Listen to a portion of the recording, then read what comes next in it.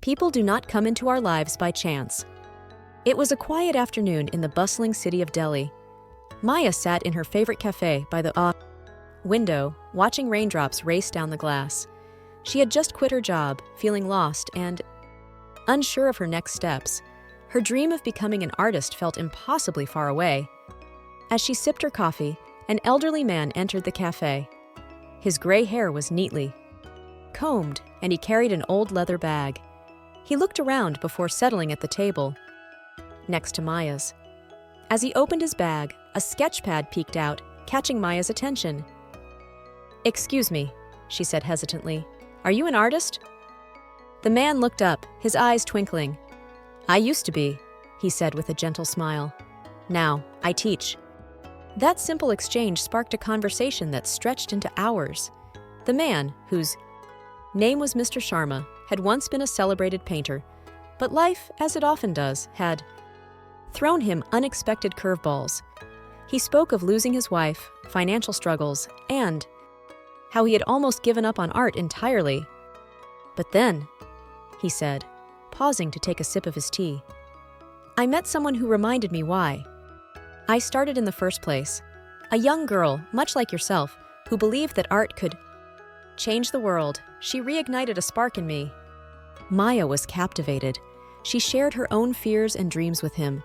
The doubt that she wasn't good enough, the pressure from her family to pursue a real career, and the suffocating feeling of losing herself.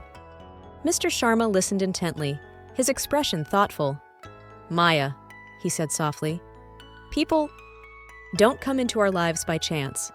Every meeting, every interaction, it's part of a greater tapestry. Sometimes people are placed in our path to guide us, inspire us, or teach us something we didn't know we needed. Perhaps you and I were meant to meet today." From that day on, Mr. Sharma became a mentor to Maya.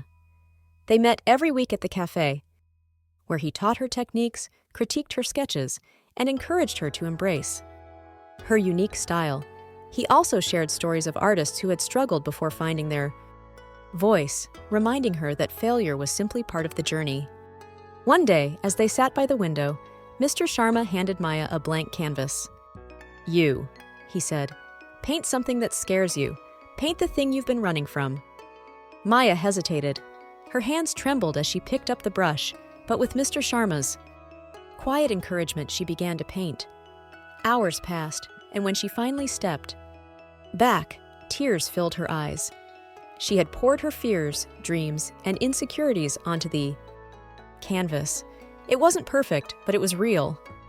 Months later, Maya held her first art exhibition. The small gallery was filled with her vibrant, soulful paintings. Her family, initially skeptical, stood in awe of her talent. Strangers admired her work, asking about the stories behind each piece. At the center of the room was the canvas she had painted that day in the cafe, a raw and emotional masterpiece that she titled Courage. Mr. Sharma, standing in the crowd, beamed with pride. As the evening wound down, Maya approached him. "I don't think I could have done this without you," she said, her voice filled with gratitude. He smiled knowingly. "Perhaps, but remember, Maya, I didn't come into your life by chance, nor did you come into mine. You helped me rediscover the joy of teaching. And now, it's your turn to inspire others." Years later, as Maya became a renowned artist, she often thought of Mr. Sharma's words. She realized how many people had shaped her journey, the teacher who encouraged her as a child, the friend who believed in her dreams, and even the critics who pushed her to grow. She came to understand that every encounter, no matter how fleeting, had played a role in her story.